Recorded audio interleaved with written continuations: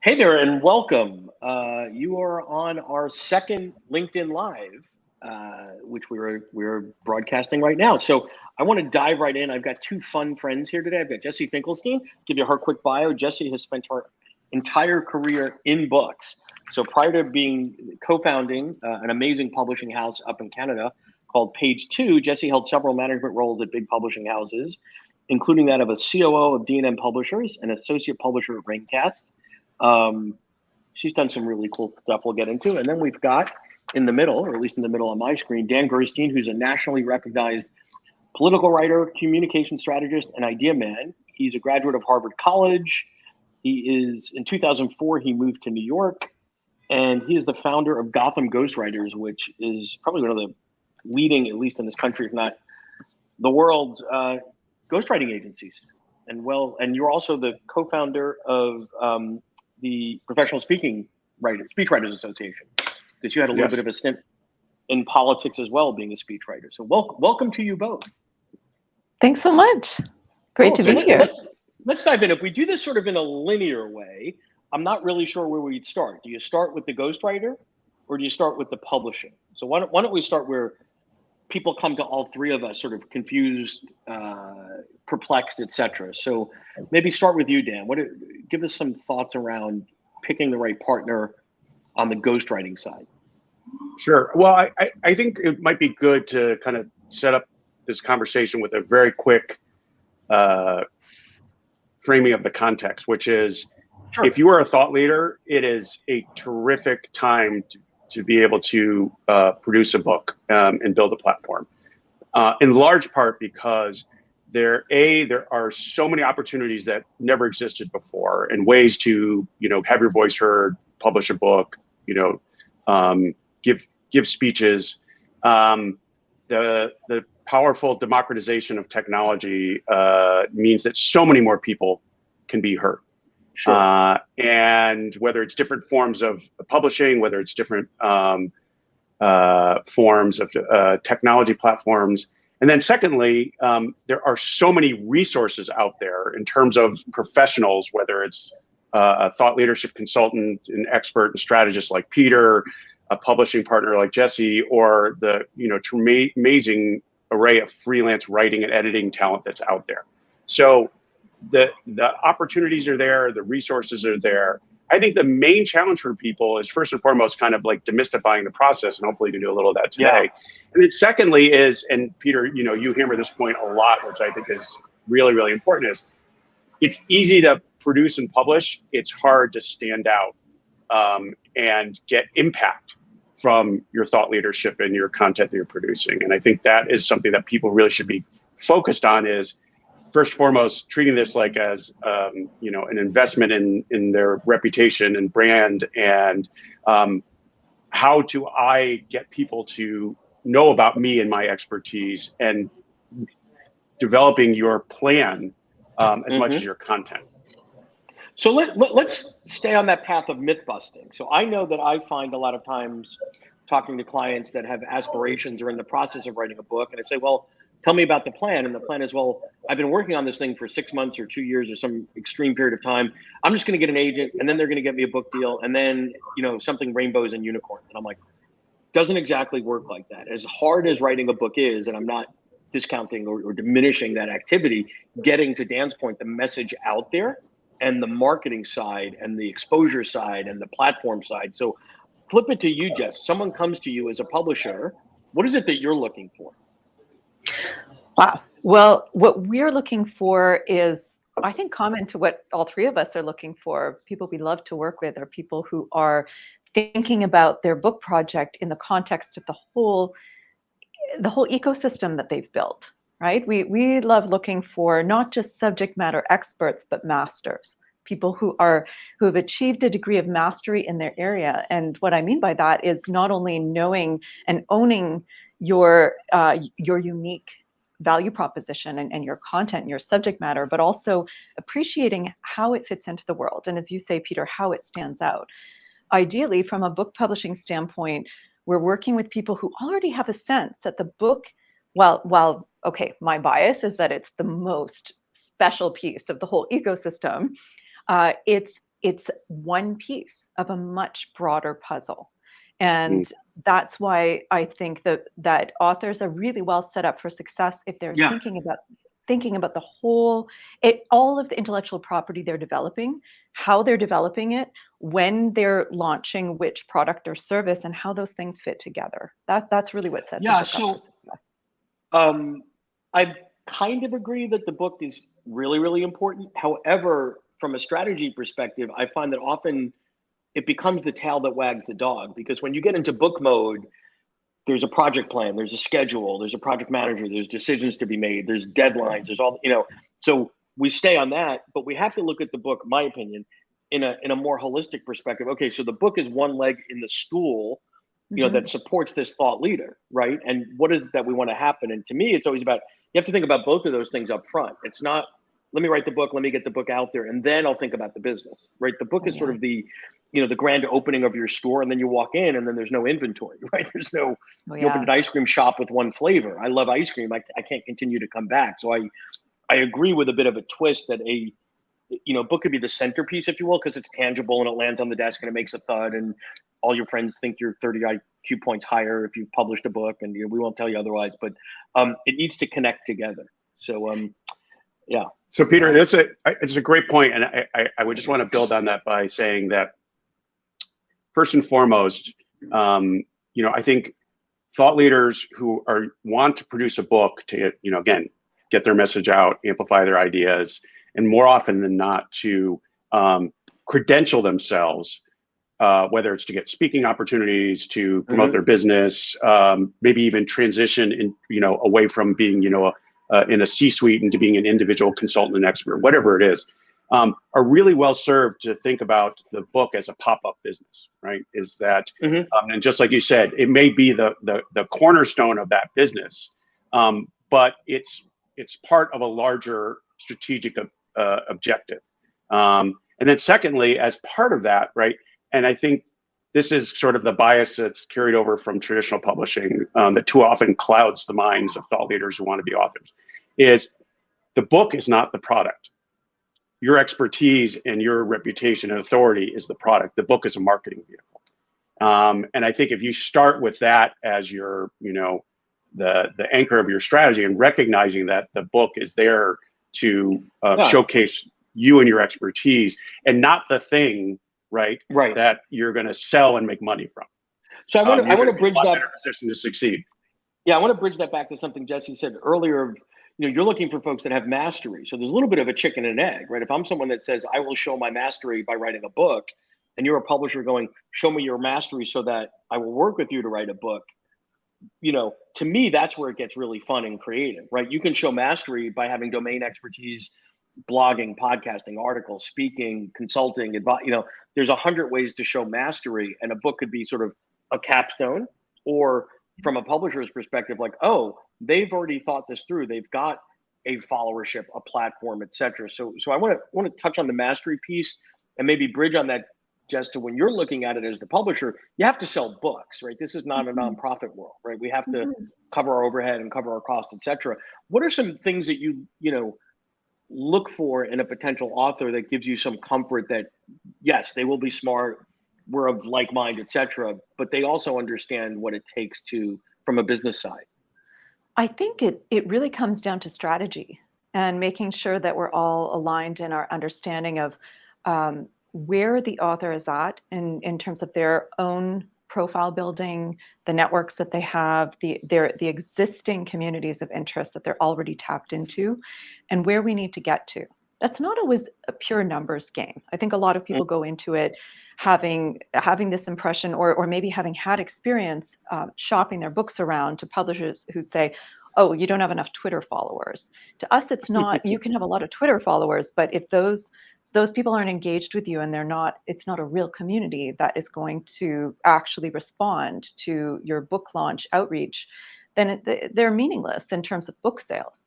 Right? But if you're someone who does have a degree of mastery in your field, that might mean that you're speaking and consulting for groups of 100, 200, 500 people every month, and maybe you're getting in front of them in real life, maybe it's on screen. You know, there are so many different ways to be connecting with people and to be expressing your mastery in that way. So to my mind, it's about deciding together, what are those who are those communities, and what do they represent in terms of the book marketing and sales opportunities too. We like to think way beyond what can you sell in the bookstores, what can you sell through online retail sites, right? Often those are the most unpredictable parts of the whole process. And it's really great if we can dig into how can we look at the immediate direct communities that you have to sell and market to. Yeah, and I think, I mean, to your point, the level of engagement, right? I could be some Instagram influencer and people for some reason would care what champagne I'm drinking, which they don't, right? But that's not engagement, right? That's sort of brain, you know, that's something to flip through while you're standing on the line at Starbucks. There's a level of depth and engagement typically expressed at an organizational level, like a company embraces your model on leadership or creativity or whatever. And now, wow, everyone at company X has not just read the book literally, but they're using the thinking, the models, the methodologies, and the frameworks. So no, I think that's a great point. I want to go in a little bit of a different direction in terms of choices. So we'll get to publishing in a minute. But Dan, you do this much better than I because it's your domain expertise. But I also find I'm unpacking a lot of myths with clients of, oh, a ghostwriter means somebody writes in, I put my name on it. Like it, you know, what? Talk about sort of the continuum and finding that sweet spot and all that, because I think people have misconceptions and biases and misunderstandings around what it means. And it's understandable. I mean, like, you know, there's ghost in the title, and it's it's a spooky, mysterious world we work and we work in. We use ghostwriter as an umbrella term to really cover a broad spectrum of what we call collaborative writing relationships, right? And there is the classic idea of a ghostwriter is that this person is going to write every word in the book, soup to nuts, but the author is providing the intellectual framework and the brand recognition and the authority that creates the context for the book. And then there are people who are, you know, at the back end, you know, developmental editors. They're there to kind of, you know, make the manuscript the best version of the author's vision after there's a product already in place. And then just like you use that term spectrum, there all along the way, there are kind of different kinds roles that writers and editors play collaboratively in helping authors take what's in their head and get it on the page in a way that is going to really be compelling and advance their strategic interests. And I think a big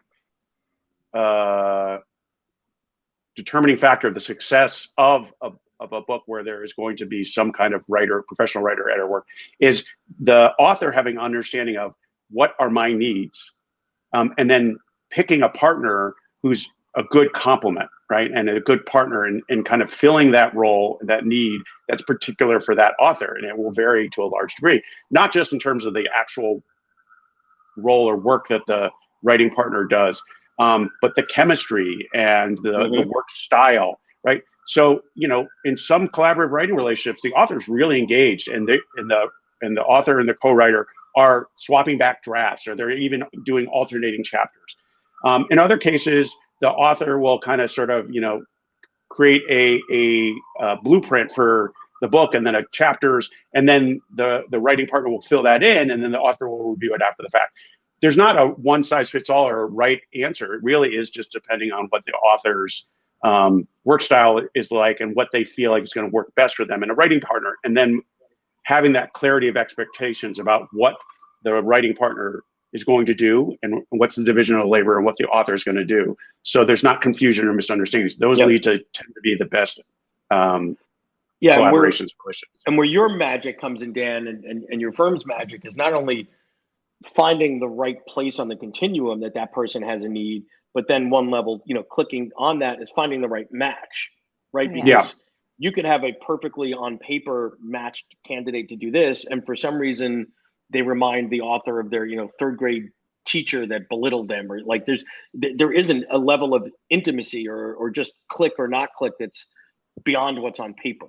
you know. Yeah, we recently did a kind of educational blog series called Ghostwriting Confidential, which was aimed to kind of demystify the process and answer a lot of the basic questions authors have. And the very thing we start off with is, what is ghostwriting, to kind of help people define it in a way that brings some clarity, and then recognizes it. There are different kinds of resources out there. And then we did a whole separate blog post about how to choose the right partner for you, and like what criteria to be thinking about. And anyone who's interested, I'm happy to share that after and provide links and things like that. I would love, Peter, I'd love to just pick up on what Dan is saying. Yeah. I feel quite passionate about this, the idea of demystifying the ghostwriting part of the process as well from a publishing standpoint.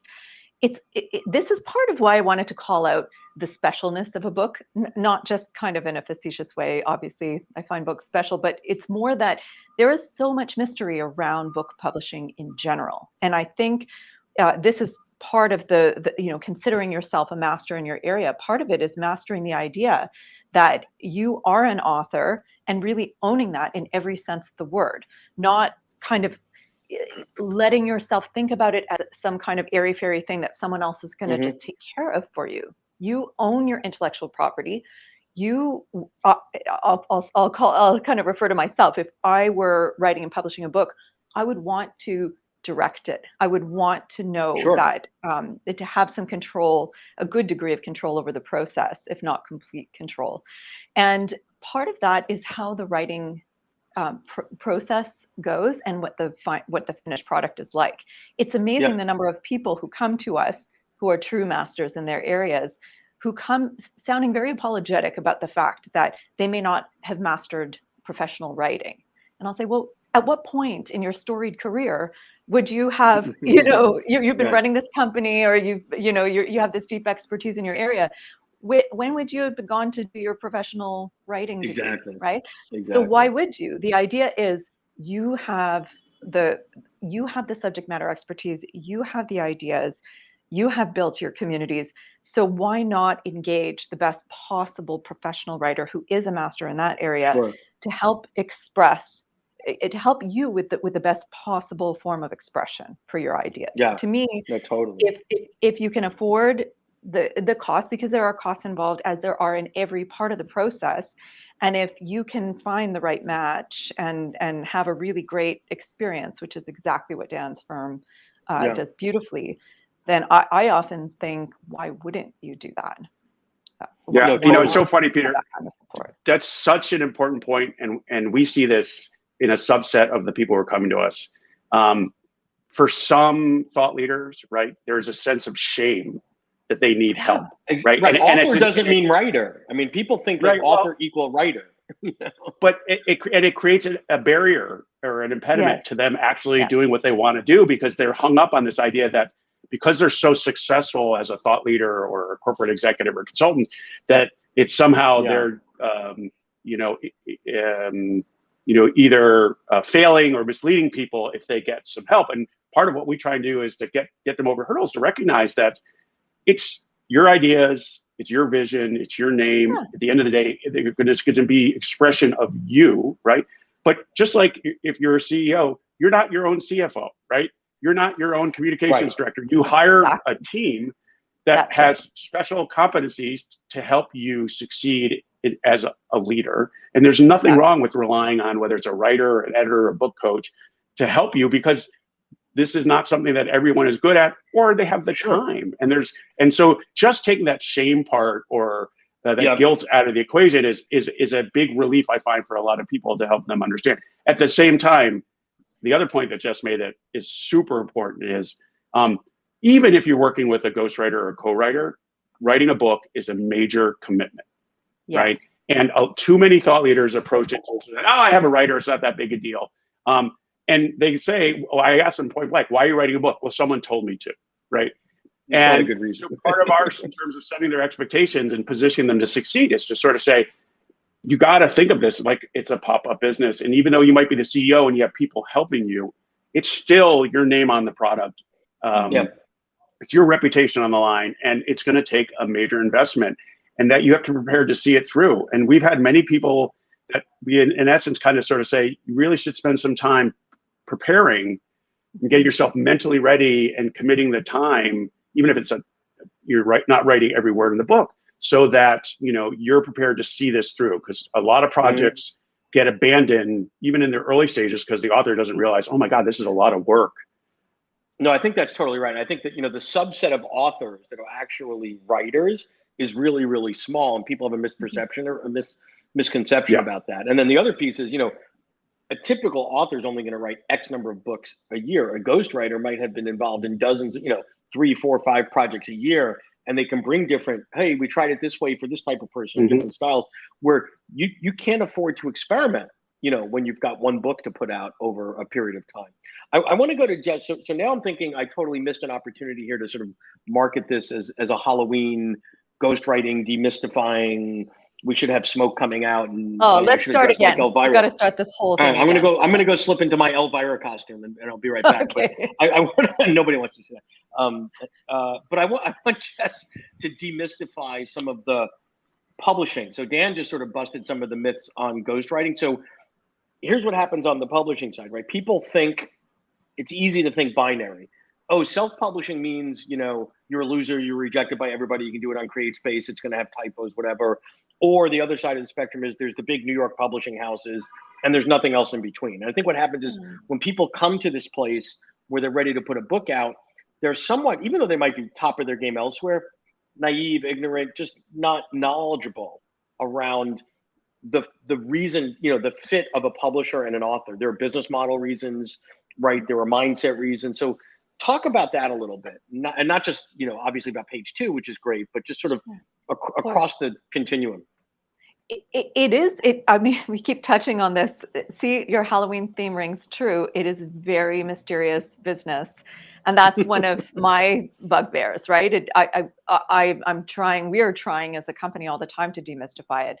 And that's one of the reasons I think it is really hard. It's not a transparent industry. It's really hard to understand how to navigate it. So that sense of mystery continues, and it's hard for people to understand. I don't expect when an author comes to talk to me that they've somehow surveyed the entire landscape and they know how to navigate it. It's difficult. So, but to your point, this is one of the great things about this moment. There are many, many ways to go about this. And I think when it's coming back to that question of strategy, I always say to someone, to people who are asking me, what's the best, the most important thing about choosing a publishing partner? I always say, think first about the nature of the experience, the kind of partner you're looking for, and really think about that in meaningful terms, not just, whose brand do you want to have on your book, which frankly, I think it doesn't even mean anything to consumers anymore. And so why does it really mean something to you? But I think it's about your own sense of what kind of team do you want to work with? What do you want the quality of that experience to be like? And that might help you determine, is it right for you to go find an agent? Is it really important for you to have someone like that in your corner to help you navigate the industry? Is that going to be very time consuming for you? Do you want to have a really straight line and a path directly to a publisher? In which case, what kind of publisher? And in order to evaluate that, I often say you can actually tell a lot from a website. You can dip in and see what kinds of books are they publishing, what kinds of categories, and also what kind of experience does that team have. So look for those markers and start to develop your own assessment of what's really important to you about the experience and as well as the result. So let's try this 2 ways. If you were, what advice would you give to an author? I don't say shopping publishers, but thinking about different publishing models and publishers. What are a couple of questions, things to look for, things to ask for, to know? Because it's got to be a fit on both sides, right? You've probably had opportunities where it was a fit for you, but not them, and vice versa. Of course. Well, I'll take it back to your point about the spectrum. I think about on that spectrum, if you are to work with a traditional publisher, it's a licensing model. That means at its essence that you are going to license your intellectual property, and the publication rights will rest with someone else for that period of time, which could be the full term of copyright, depending on how long the book is in print. Sure. That is a very significant piece of the puzzle that unfortunately many authors sign those rights away without thinking in meaningful terms about that. It only becomes crucial at the point where they want to get their rights back or to do something else with their work that the publisher doesn't want to do. So that's a really big piece of the puzzle, and it's something that comes into the conversation a lot for Page Two. We don't license rights, and that's one of the main reasons people come to us, because we're working, as you know, with thought leaders and entrepreneurs who they'll come to me and say, well, I'm not licensing away the rest of my content. I want to own everything and I want to control it. And the book piece is no different. So that's really the mindset for which we created our company, our people of that mindset.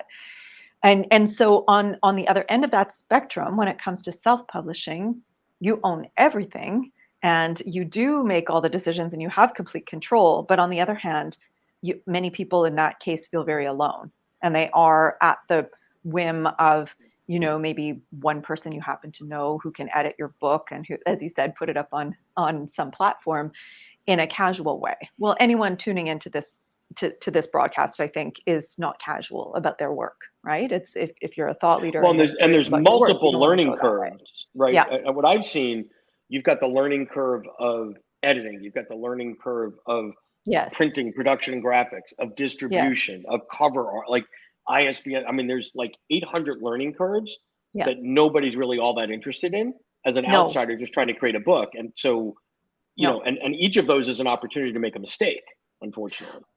And to lose time, and frankly, to lose money. We have a lot of people who come to us partway through an experience who say, I've already spent $20,000 on this book that I don't even like. And, what am I going to do with this? Which is, I hate hearing that, but it happens. I guess in the midpoint of that spectrum lie what people call hybrid publishers. And that can look, I won't get into the weeds, but of course that can look very different from one to the next. But fundamentally, that's why the word hybrid has arisen, because in many cases, with a company like Page Two's, for example, we're in that middle space. We don't license rights, and yet we do run the entire enterprise the way that any robust publisher would, from concept development right through to sales, marketing, and distribution. So that's an experience that kind of has, some people feel, has the benefit of both. You have a great deal of control. You own your intellectual property. You are able to determine many points of the strategy, and the company's essentially working for you, in service to you. Yep. And then underneath that, which I think should influence, if not drive, many folks' decisions, are the business issues, right? So if it's a traditional publisher, am I getting an advance? Probably not. Do I have to guarantee them a number of book buys at wholesale, basically shouldering all the risk? What's the rev share on the back end? So if the book is a wild success, I have a partner taking 90 cents out of every dollar. Like, you have to think about that. You also have to think about speed. Yeah. As most of my clients, as are yours, are entrepreneurs. Speed is like not an entrepreneur's friend, right? And when you start to tell them a traditional publisher is an 18 to 24 month cycle, they're like, 24 months ago, that was 3 careers ago for me. Like, I want to get this done, now. So I think all, the economic model, all those things are issues as well. No, and that's a really important point that you can't emphasize enough to people who are new to the insular world of book publishing, which is the evolution, both with digital platforms, various different business models, the rise of hybrid publishing, all of which means there are more options for authors, right? And overall, that's a good thing, right? The industry is much more accessible. There's different solutions for authors who have different objectives, right? That's really important for people to realize. There's not this either big traditional publishers or really bare bones, minimalistic, carry the burden self-publishing. The key thing, though, I think for a lot of people is to get over this legacy bias that there is this prestige factor with traditional publishing that is so much more important than every other consideration. And I don't want to minimize it. In some cases, having that badge of credibility that comes from having a brand name publisher has value. but not at the expense of potentially other considerations, one of which, just like you said, is speed, right? If I have to wait 18 months for my book to come out, and the entire field I'm working in has gone through like 2 revolutions, then your interests haven't been served, and that chasing that elusive badge of credibility has become a self-defeating act. And then the second thing is that for a lot of the clients that we're all dealing with and the broader thought leadership community, and this is part of the myth-busting element of this, is they're never going to get a book deal. And to waste the time chasing that and trying to get an agent to validate them and then get a publisher, it's a waste of time and money. An opportunity takes you off it takes you off your path. And there are a lot of terrific hybrid publishing options out there. And I think one thing I would encourage people to do, again, it's an evolving field, and there are definitely some less ethical actors out there, but there is an organization called the Independent Book Publishers Association, IBPA. And one of the great services they did is they put out kind of a code of standards for the new hybrid publishing landscape. And it allows, very easy for outsiders, people who don't know much about publishing, to kind of have a checklist to sort of say, does this publishing company do things this way? Then it's more than likely that you can trust them, that they're going to be a good partner. And then you can then figure out, okay, do they know my genre? Are they going to be able to get a book out in the time I want to? Whatever it is that's specific to you. And then the last point I would just make is that, again, this goes back to my point about the amazing array of resources that are out there. Is just like a lot of authors who publish traditionally have relied on their agent to be, in essence, their consigliere and guide them through the process and help them make decisions. There are a lot of publishing professionals out there who can serve that role if you're not going to publish traditionally, right? Sure. And again, if you're working with a great publisher like Jess's team, you're not going to be alone. But even at the beginning of the process, before you find someone of that caliber to partner with to produce your book, having someone who can kind of fill that role as a trusted consigliere and help you think through strategically, what's the right publishing path for you is really valuable, and it doesn't cost that much money. Yeah, exactly. I appreciate what Dan's saying, Peter. If you don't mind me jumping in, I'm going to say something maybe a little bit controversial and advocate for time, because I'm completely with you, Peter, in terms of your comment about I guess time is sort of the friend and the enemy of the entrepreneur, and our world moves very quickly, and it's a lot of people do come to us saying, I want to get a book out right away. The thing is, what we've found is that if setting aside how long the sell-in cycle takes and all of the kind of the logistical issues, the thinking again about what the intentionality, Dan was saying, why do you even want to publish this book?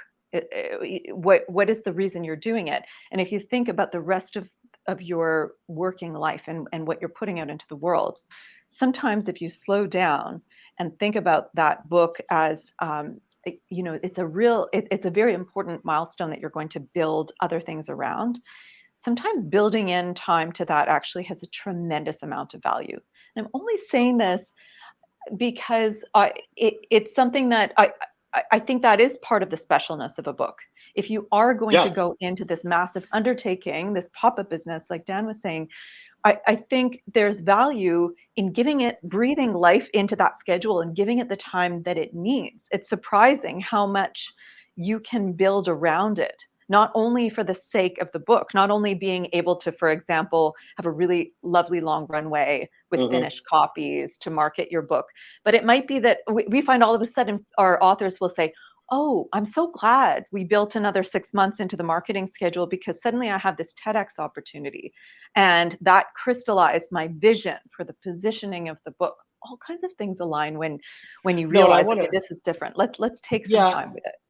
And I want to sort of dovetail, and then we'll have to wrap in a moment, onto Dan's pop-up piece. Although it is a bit of a pop-up business, I also encourage clients to think about a book on a 5 to 7 year amortization schedule, because most publishers think of a book in a seasonal way, because you have your spring releases, your fall releases, whatever. But to an author, nobody really cares. Actually, to an end user, nobody cares that thing was published on October the 3rd, whatever. I mean, I look at my bookshelf, look at all of your bookshelves. they're not produce. It's not in the order of, sell by dates. And I think sometimes there's this psychology in the book world of, oh, it's an April 2022 release, whatever. If you're the author, you're going to amortize that over 5 to 7 years. And you need to think about, if I got the right book in the right hands of the right person, whether it's the day it came out, a year or 5 years later, those light bulbs are going off. I think people sometimes lose sight of that. So I want to thank you both for either demystifying or scaring folks a little bit for Halloween. We should have all been in orange, but thank you all for sharing your different perspectives and different expertise. This has been great. Thank you, Peter. Thanks, Dan. It's been a lot of fun. Glad to be here. I hope it was helpful, Peter. Excellent. Thanks.